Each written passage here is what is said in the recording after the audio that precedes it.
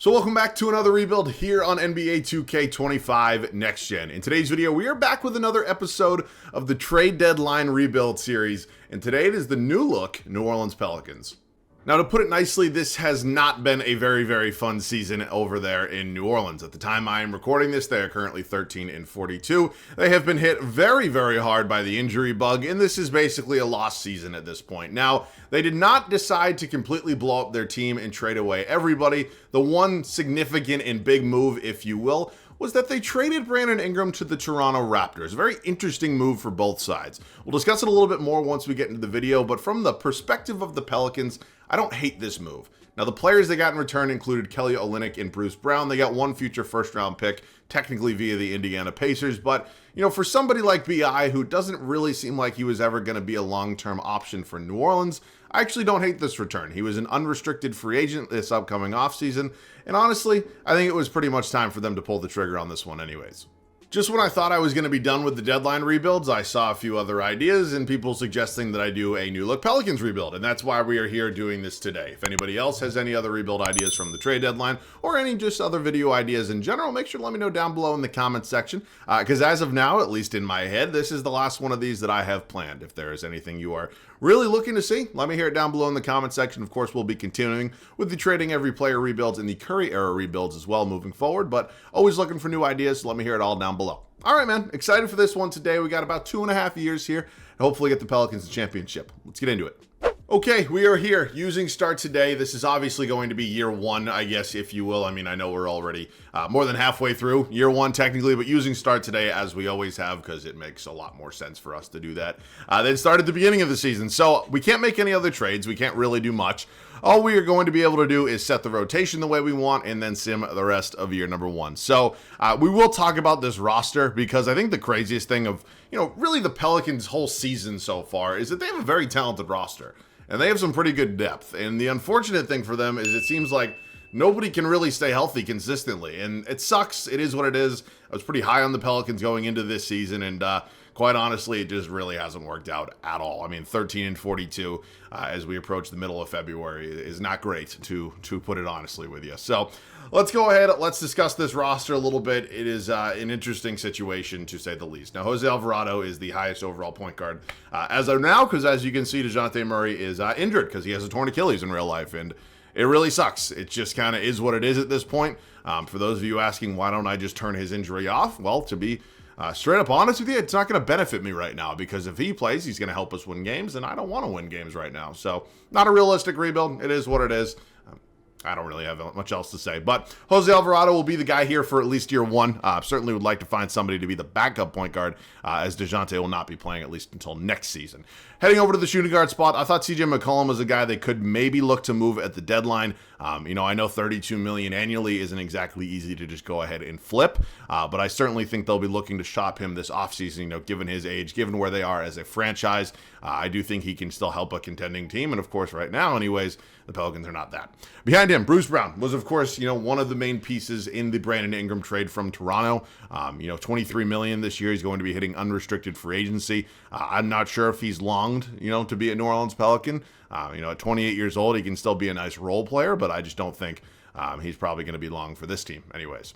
You got Jordan Hawkins behind him. I'd like to find a way to get him in the rotation as well. Whether or not I maybe move Bruce Brown to the point guard spot, that's still something I'm figuring out. But Hawkins, at 22 years old, will certainly be in this rotation. We got Antonio Reeves here as well, kind of like the fourth guy in this shooting guard rotation right now.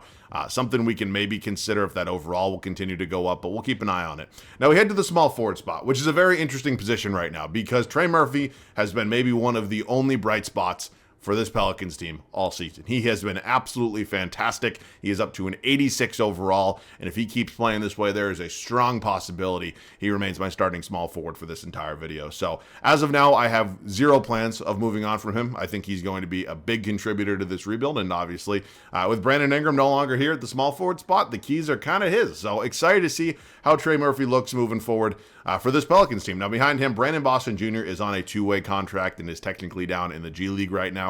I don't have a lot of other options behind him, so he may end up kind of riding it out here for the rest of year one. And again, he is a 77 overall. And then Not too much on Jamal Cain or Keon Brooks Jr. Overalls just aren't really where I need them to be for, either of them to crack the 10-man. All right, the power forward spot, which is interesting because Zion Williamson was once thought of as a generational prospect. And if you watched him at Duke, I think you would have been, in agreement with that statement. And unfortunately, the injury bug has gotten to Zion significantly.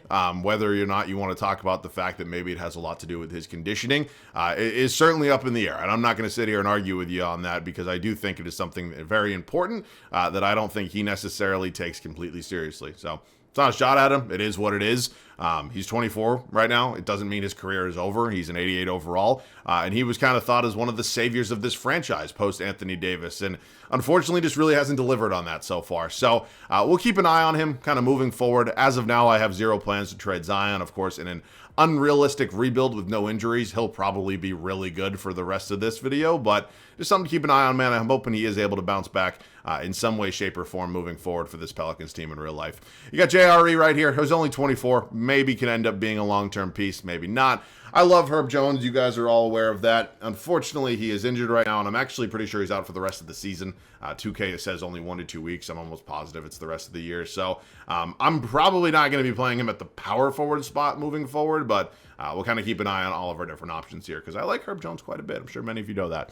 And then Javonte Green, who is just a nice depth piece at this point, may end up playing somewhere, whether it's the backup 3, if Brandon Boston Jr. doesn't get called up, maybe he's just a third power forward.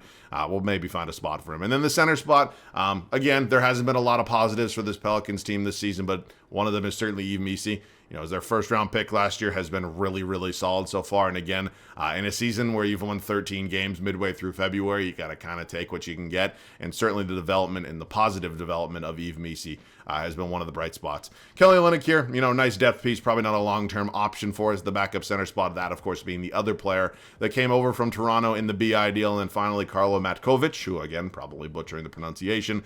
Nice depth piece at the center spot. So yeah, I'm not turning injuries off. I'm not going to make DeJounte Murray or Herb Jones healthy. It just doesn't benefit me whatsoever right now, just to being completely honest with you. So we will set this rotation. I will move around some positions, and I'll go ahead and show you guys before we kick off year one.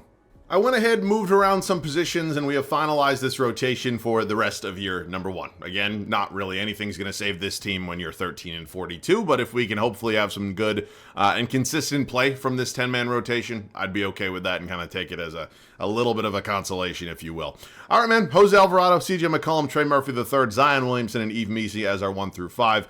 Probably not any major surprises in there. It's going to have to be, about as good as we can do here, for a season that is not great at all. Bench unit's going to be led by Jordan Hawkins. He's not the highest overall off the bench in the second unit, but he is the youngest player coming off the bench, and I do want to develop him as much as I possibly can. Now, Javonte Green will end up being the backup 3. You got Kelly Olynyk at the backup center spot, JRE the backup 4 behind Zion, and then I moved Bruce Brown to the point guard spot. Went down 2 overalls. It's half a season, if that. It's a plug-and-play kind of situation. And, Willie Green, head coach of this team. So it is what it is, right? We're going to deal with the situation at hand. I'm really hoping that the rest of this season does not go well because, of course, I want as good of a pick as possible. So currently we are 15th in the West, which is dead last. See you guys at the end of year number 1. 19 and 63. That's how bad it was. Basically sounding like a year. 1963. It was terrible. There's no ifs, ands, or buts. It was a bad year that I'd like to forget moving forward. I really would. I don't really have many positive things to say at the moment. Nikola Jokic, another MVP. Just add it, to the resume that is going to go down as one of the greatest ever. Yves Missi does win Rookie of the Year, right? I'm leaving here with something. I will 1,000% take that. Peyton Pritchard going to be your 6th man off the bench for the Celtics. You got Wemby winning Depoy. Ben Thompson, most improved. Trae Young, clutch player of the year. And Mark Daigneault, head coach of the Oklahoma City Thunder, is your coach of the year. So, we're not in the playoffs. We are going to be looking forward towards the lottery. We had the worst record in the West, and it was the second worst record in all of basketball, only behind the dreadful Washington Wizards, which I did a rebuild on yesterday. You can, again, take these numbers that you're seeing here with a real big grain of salt. And again, I say that because there are numbers being brought in from other teams with guys like Kelly Olynyk. Really just the situation at hand is not accurate for what these numbers actually looked like across the board because, that would be insane. And again, injuries as well. But they're the numbers. So it is what it is. We are going to very much look forward to this first offseason. And wow, did the Thunder get swept by what the fuck? Okay. It is the Warriors and Knicks in the finals, and Knicks get it done. Karl Anthony Towns, your finals MVP. Okay. Offseason number one. Easily the most important moment of this video for us so far. We have found ourselves in a position where if we get this offseason right, I'm fully of the belief that we can be back into the mix next year. I genuinely believe that. So here goes nothing. We end up with the second overall selection. The Wizards ended up having number one, as they did in my video yesterday. What do I want to do with Willie Green? What do I want to do with Willie Green? It's tough because I don't want to get Stauffer. I get him a decent amount, and there's not really anybody else here. Ooh, Mac Williamson. Not related to Zion, is he? There's nobody here that I really... Is this Kemba? That's awesome.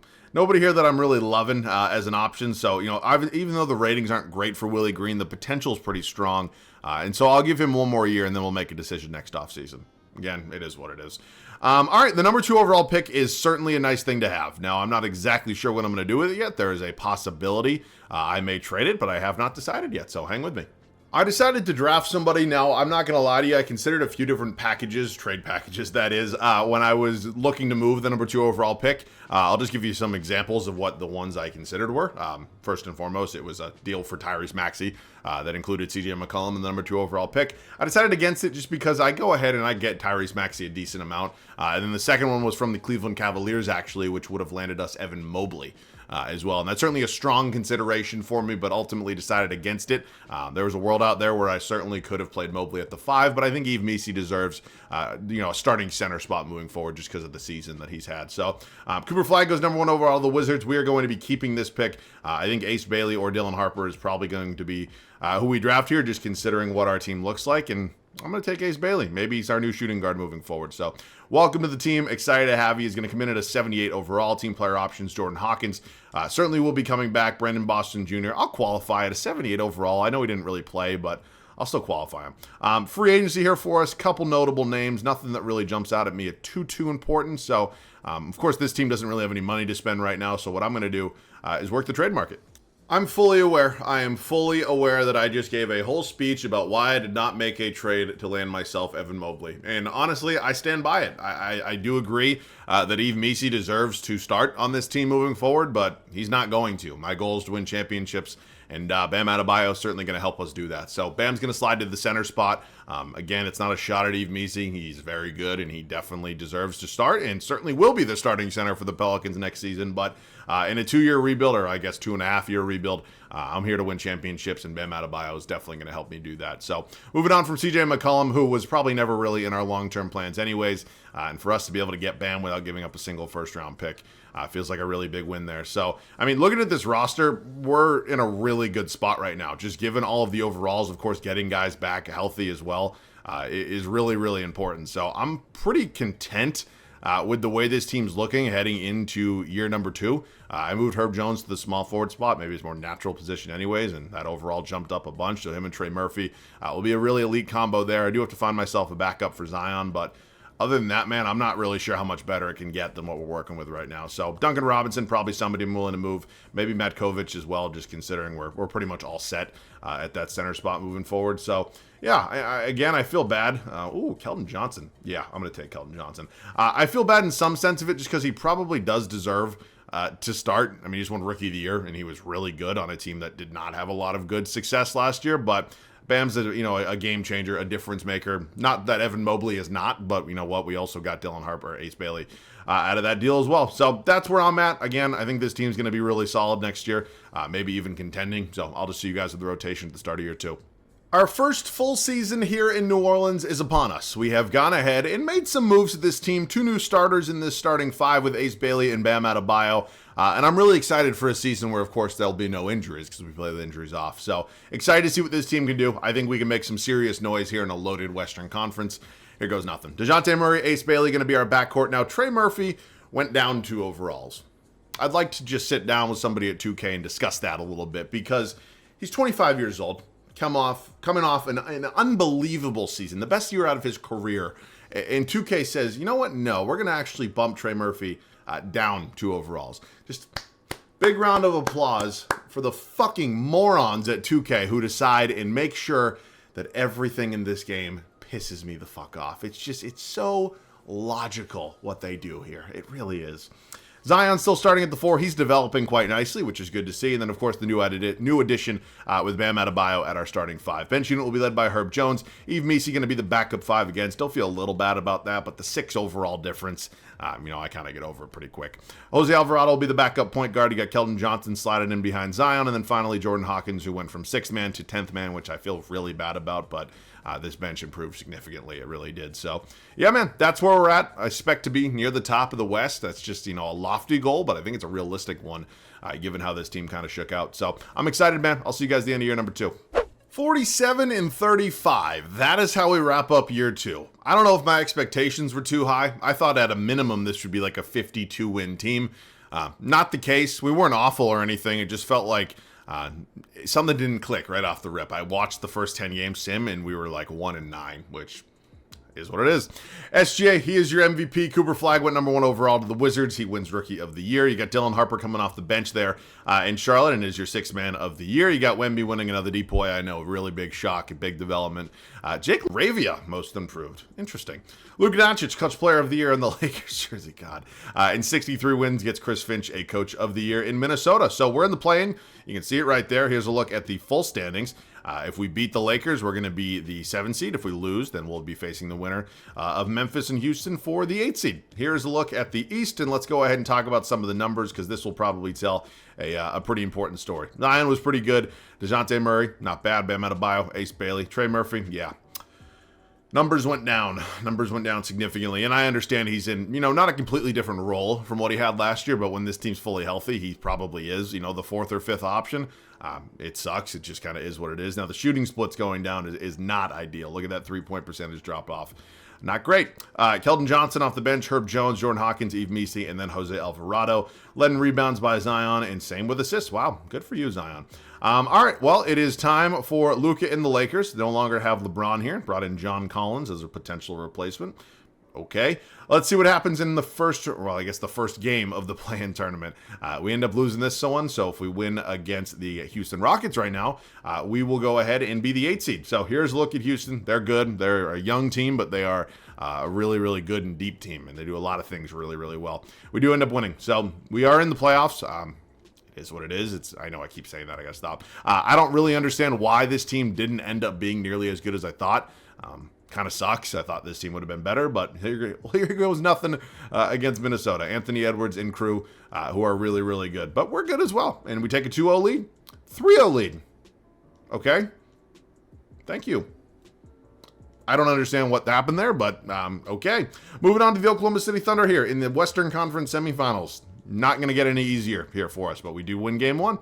They take home game 2. We win 2. Okay, no. Down 3-2. Losing 6.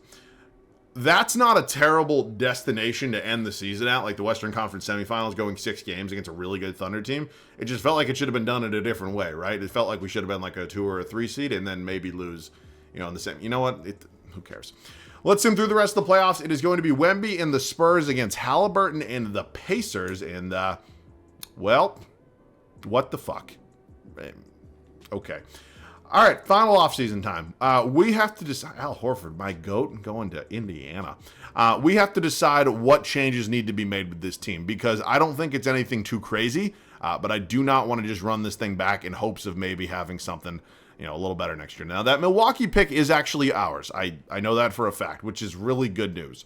It's going to end up being number 8, which isn't exactly ideal, but it is what it is. Do I move? I got to stop saying that. I'm sorry. It's flowing through my head naturally. I think it is time for a new head coach, potentially. I don't have any problems with Willie Green. I do think that if we could maybe get a little bit of an upgrade here, that it would benefit us greatly. So I'm going to offer Kidd, Missoula, and then, I don't know, is there anybody else here? No. Ooh, Will Hardy. I actually wouldn't mind Will Hardy. Hopefully one of them says yes. I get to pick between Will Hardy or Jason Kidd. I'm actually going to take Jason Kidd, I think. Okay. Jason Kidd, welcome to the team. Let's approach the 2026 draft. We have the 8th overall pick and 24 from the Pacers. I think at this point, I'd rather include at least one of these in a trade. So I'll see you guys with that move. Oh, what the fuck? Wow. I don't know if I've ever traded for Ja Morant before. Well, There's a first time for everything, and it really wasn't even that much that we gave up. It was DeJounte Murray, Keldon Johnson, the 8th overall pick this year, and then a future pick swap with the Bucks. And just like that, we land the number 2 overall pick from the 2019 draft to play alongside the number 1 overall pick. Wow.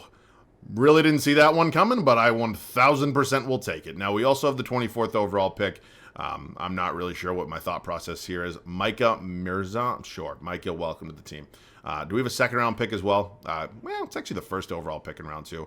Maybe it gets included in a bigger trade. If not, Fred Hardy. Interesting. Who is a cool name here? I always like that. Jerome Morrison, Ivan Popovich, Jock McCoud. I don't know.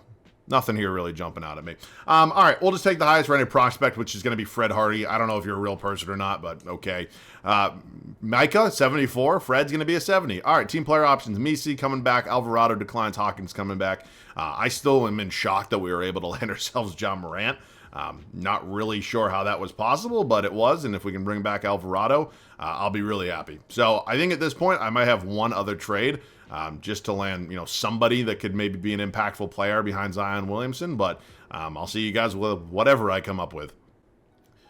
Trying to land Jonathan Mbogo right now from the Toronto Raptors, and all it took was Micah and 1 first-round pick, and just like that, we got a 79 overall backup power forward. Okay, well, I'm going to rip this thing into the final year, between another year of development for some of these younger guys and the addition of John Morant.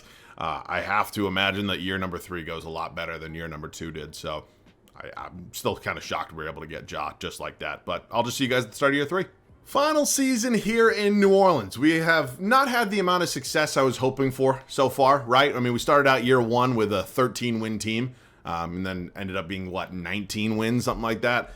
We had pretty big expectations last year, and although we made the second round of the Western Conference playoffs as an 8 seed, really just was never ideal. Now, this offseason made a huge blockbuster trade, landed ourselves Ja Morant, and I think this is easily the best team we've had so far, and I'm really excited to see what ends up happening. So, Ja Morant joins Ace Bailey in our backcourt, and again, the DeJounte Murray deal that landed us Ja Morant was not really an indictment against DeJounte Murray, because he was actually playing really well for us, but just from an upgrade perspective, Ja Morant is clearly just a million times better. The game actually is suggesting I start Herb Jones. I know the minutes say Murphy is, recommended to play more minutes. I'm not going to do that. I'm going to start Herb Jones like this game, is telling me to. Not only am I a huge Herb Jones fan, but I think his defensive impact that he can provide in the starting 5 is going to be really, really important. So, again, nothing wrong with Trey Murphy. I like him a lot. I think he's going to be really good for a long time, but I'm going to go with what 2K suggests. And then Zion remains as our starting power forward along with Bam Adebayo. Trey Murphy will be my 6th man off the bench. You got Yves Missi still here behind him. Jordan Hawkins, who's developing nicely. Jonathan Mbogo, who we just got from the Toronto Raptors. And finally, Jose Alvarado. And, of course, new head coach here with Jason Kidd. So, yeah, I mean, this is easily the best it's been so far. So, very, very high expectations. Do not sell me short here. Do not do that shit. All right, I'll see you guys at the end of year 3. No, I did not override this. No, I cannot make this up. Not only did Zion Williamson lead us to a really good record of 77-5, but he also won the MVP award. Right?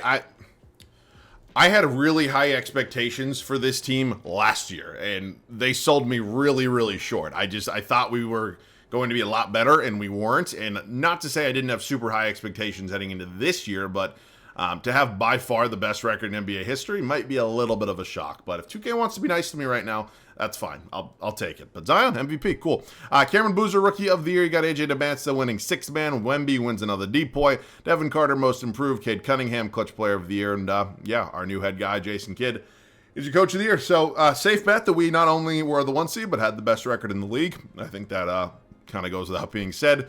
And then let's just talk about some of the numbers real quick, because I'm assuming Ja Morant was really, really good, and he was alongside our MVP Zion. Ace Bailey emerging quite nicely as our 3rd scoring option. Adebayo, Trey Murphy. It's actually crazy. His numbers really didn't change from 30-plus minutes a game in the starting lineup to 22 off the bench, so that's kind of weird. Hawkins, BC, Jones, and Mbogo, and then Alvarado. Rebounding department led by Zion, and assists was Ja. Okay, us in Houston here in round 1. 390-plus overalls is more annoying than anything for a team that's in the play-in. Got to just kind of deal with the situation at hand, though, and we won 77 games, so we should be beating everybody. Moving on to Dallas here, who have kind of redesigned themselves, I guess, after the Luka Doncic trade. Anthony Davis is, of course, fully healthy here in this scenario. Max Christie's been a nice piece, and A lot of really good defensive players with that group, but I just think we are so much better than pretty much everybody that I'm not really too nervous. And it is us in Minnesota here in the Western Conference Finals. Another really good team that has obviously seen a lot of things and has a lot of experience, but again, we win 77 games. Pretty hard for us to lose. And we're going to be taking on Jason Tatum and the Boston Celtics here in the NBA Finals. Drew Holiday has regressed significantly, but how the hell do you have Walker Kessler? Explain that to me, please. And Clint Capella. Aaron Wiggins. What the fuck, dude? All right, well, even with all that talent, we're still up 3-0, heading over to TD Garden here to try to sweep the Celtics out of their own building and close out our first championship of this video. That would certainly be nice, and if we do win this game, we only would have lost one game throughout this entire final playoff run. So we have a lead. Okay, I'll see you in there. 2 minutes and 46 seconds left to go here in Game 4. We are in a pretty good position right now. I think I can confidently say, what the hell is this lineup? Nope, that's not what I meant to do. All right, I'm losing it right here. I am completely losing it. Zion, let's just go ahead and go right at Porzingis. What the fuck was that? Zion, dunk the basketball. All right, I almost might just take a timeout just because I don't want to, but what on earth is... All right, I'm taking a time. I need to get my starters in the game. I have no idea where John Morant is. I have no idea what the hell is going on. So, Celtics go up 3. I know I only have one timeout left, but that's fine. Let's make sure the starters are in the game. Good. Okay. I don't know what situation could possibly occur that John Morant would not be in the game in this situation, right? Can somebody just logically explain that to me? Okay. Got Ja back in the game, who has 42, by the way. 42 points on the night for John Morant. And they said, you know what? No. Let's go ahead and run a double center lineup instead. Drew Holiday doing what he does best, just absolutely clamping me right now. John Morant gets the foul called. Can't get the and one to go, but again, just attacking downhill is what John Morant is elite at, and I think we're in a pretty good spot right now. So I'm going to try to focus right now and win this game. That's a slightly bad release on my part, but he does still hit it. Second free throw for John Morant here is up, and it is good. All right, back to a one-point game. 2:13 left on the clock. Celtics are obviously an unbelievably talented starting five. Looks like they pulled Porzingis from the game in favor of Walker Kessler, which is, I guess, okay by me because Walker Kessler, what the hell? Jaylen Brown misses the layup. Okay, thank you very much. Let's continue to run it with Ja here. The court is shaking like crazy. John Morant to the rack, baby. Puts us up 152 left to go. Just giving Drew Holiday the business right now. Jalen's going to be their primary ball handler. If they don't want to give the ball to Jason Tatum, that's more than okay with me. I'm just going to kind of lean off here. They're going to play some ISO ball at the top of the key. Tatum going to take a three. He's going to miss the three. Bam gets another rebound. Ace Bailey coming out here, running the floor a little bit. All right, let's slow things down a little bit. Give it back up to John Morant. Zion, a little screen here maybe. Good screen there. Can't get it to go. God damn it. Tatum played it well. All right, let's focus right now. They're going to try to push the pace here. It is only a one-point game right now. I'm lost, completely lost. Why?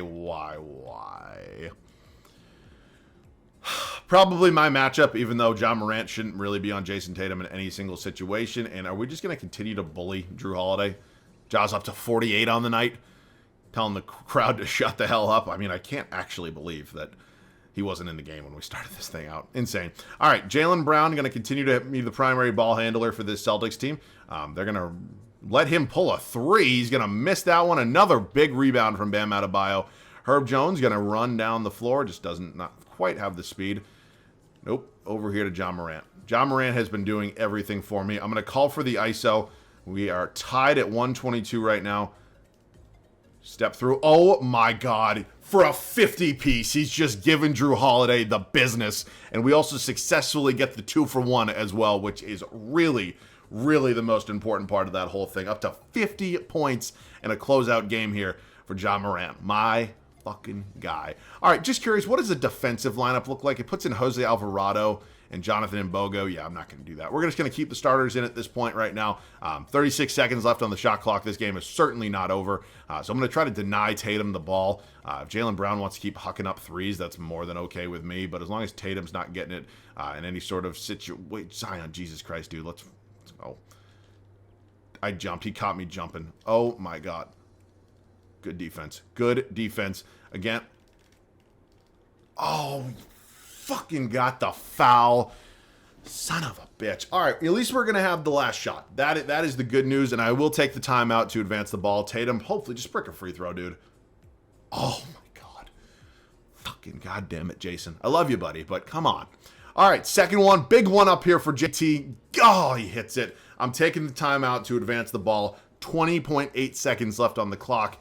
And I think in a situation like this where we're tied, there's no reason to really change much here. Let's just leave the starting five in the game right now, and I'm sure you can all probably guess who I'm going to try to get this basketball to, right? The guy who has 50 fucking points so far. All right, Ja Morant with the ball. We are going to call for the ISO once again. It has worked in our favor so far.